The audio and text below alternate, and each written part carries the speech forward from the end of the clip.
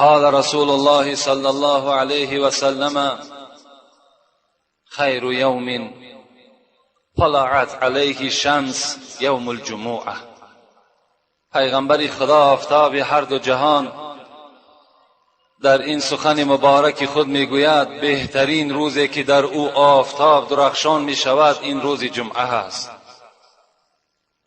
فیه خلق آدم علیه السلام و فیه ادخل الجنه و فیه اهبط الى الارض و فیه تقوم الساعه. پیغمبر خدا گفتند بهترین روز که در او آفتاب روشن می شود درخشان می شود این روز جمعه هست و فضیلت این روز را هم بر ما و شما فهمانید. این روز همان روزی هست که پدر شما آدم خداوند پیدا کرد. در همین روز خداوند جان در وجود حضرت آدم داخل گردانید و در همین روز ادخل الجنه، در همین روز پدر شما حضرت آدم خداوند داخل جنت گردانید. و فیه اهبط الی الارض، پیغمبر خدا میگوید در همین روز به سبب خطایی که پدر شما حضرت آدم کرد خداوند از جنت در زمین پرتافتش. و فیه تقوم الساعه، همان قیامتی که خدا بر شما میگوید این ساعت آتیه لا ریب فیها، قیامت آمدنی هست، در آمدن قیامت شک و شبهه نیست، در همین روز برپا می شود. و هو عند الله یوم المزید و کذلک تسمیه الملائکه فی السماء. رسول اکرم در دوام این حدیث چی گفتند؟ گفتند این روزی که ای بندگان شما نماز را میخوانید این روز در نزد خداوند روز مزید نام دارد، روزی دادن مکافات است، روزی دادن جزا است.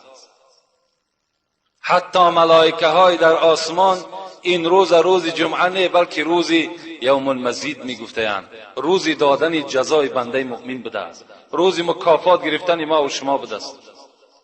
و هو یوم النظر، در دوام حدیث پیغمبر خدا گفت این روز روزی نظر کردن است. و چی؟ الى الله، الى وجه الله، الى الله تعالی فی الجنه. وقتی که جنتی ها داخل جنت می شدند هر روز جمعه دیدار پروردگار خدا نگاه می کردند. در همین روز جمعه خوش به حال آن بندگانی که امروز احترام میکنند، خواه زن باشد خواه مرد. امروز روز جمعه هست، در گردن زن و مرد فرض است ادا کردن نمازش. این عقیده های باطل و عقیده های بیکاره که برای زن نماز جمعه فرض نیست، اینا را باید ما پس سر بگذاریم. برای زن از مرد دیده فرض تر است و امروز از همه مهمتر برای زنها هست نماز جمعه. در هر جایی که باشه الحمدلله امروز شما شکرانه کنین که گرد و گوشه‌ای که در کلاب ما و شما تمام مسجدها در داخلشان زنها داخل شده ایستادند. زنها موعظه را گوش میکنند، زنها هم از موعظه ها چکار میکنند؟ استفاده میکنند که این هم آبادی جمعیت است و این هم راحت ما و شما مردها هست. اذا سلمت الجموع سلمت الایام. پیغمبر خدا میگوید هر وقتایی که اگر از بنده مؤمن، اگر از امت من روز جمعهش به سلامت انجام یافت باقی روزشان سلامت میماند. اگر روز جمعه را ما و شما با نمازش ادا بکنیم، اگر در روز جمعه ما و شما خیر احسان بکنیم، اگر در روز جمعه ما و شما زبانها را در پند نصیحت استفاده کنیم، باقی روزهایی که در پیش تا هفته دیگر می آید اینهاش هم پیغمبر خدا گفت خداوند نیک انجام می دهد. ان الله فرض علیکم الجموع فی یوم هذا و فی مقام هذا.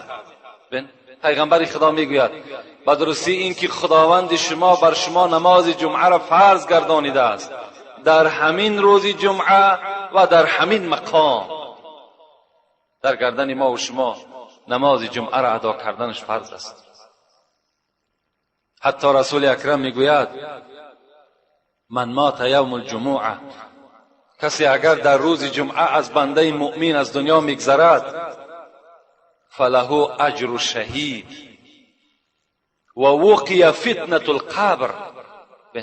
رسول اکرم گفت کسی که در روز جمعه از دنیا میگذرد، خداوند دو بهترین مکافات نصیب او میکند.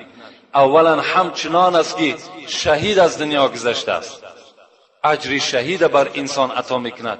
دوما از فتنه های قبر خداوند اون بنده جمعه ادا میکردگی را نجات میدهد. خوش به حال اون مرد، خوش به حال اون زنی که نماز جمعه میخواند، خداوند از این مکافات البته نائلش میکند. لکن وعید پیغمبر برای آدمایی که ادا نمیکنن جمعه را چی است؟ رسول اکرم میگه من ترک ثلاثا جمعه تبع الله على قلبه و فی روایت الاخر فقد نبذ الاسلام وراء الظهر. رسول اکرم میگه کسی که اگر 3 جمعه را قصداً ترک میکند، یعنی بے پروایانه در نماز جمعه اشتراک نکند، خواه مرد باشد خواه زن باشد، رسول الله چی گفتند خداوند در دل او مهر میزند. یعنی در دل انسان وقتی که مهر کی زده شد، همچنان است که دل بنده سیاه می شود. و ان ابعد الناس من الله القلب القاسی. پیغمبر گفت دورترین مردم از خدا کی است؟ کسانی هستند که دلهاشون سیاه است. دل کی سیاه شد تو از خدا دور میشه. در روایت دویمی که روایت کردند چی گفته است؟ فقط نبذ الاسلام وراء الظهر. کسی 3 جمعه را اگر قصداً یا از روی تنبلی اگر ترک کند، همچنان است که اسلام در پس پشت خود گذاشته است. یعنی در اسلام هیچ اهمیتی نداده است.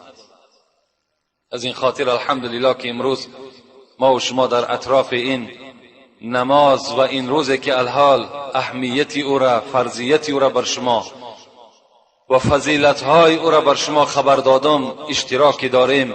انشاءالله ما و شما اجر بی نهایت زیاد و گران را خدا کرده باشد البته صاحب میشویم. موعظه‌ای که جمعه پیشین داشتیم که 2 جمعه پیوسته در باب ابو حنیفه بود، امام ما و شما، پیشوای ما و شما. فکر میکنیم که البته ما و شما از تاریخ حضرت آگاه شدیم، از عالم بودن حضرت آگاه شدیم. فقط همین گفتنی هستم که حضرت مکی ابن ابراهیم که این امام بخاری را استادش است، لکن بزرگی را ببین که شاگرد ابو حنیفه است. حضرت میگوید ابو حنیفه در زمان خودش همتا نداشت.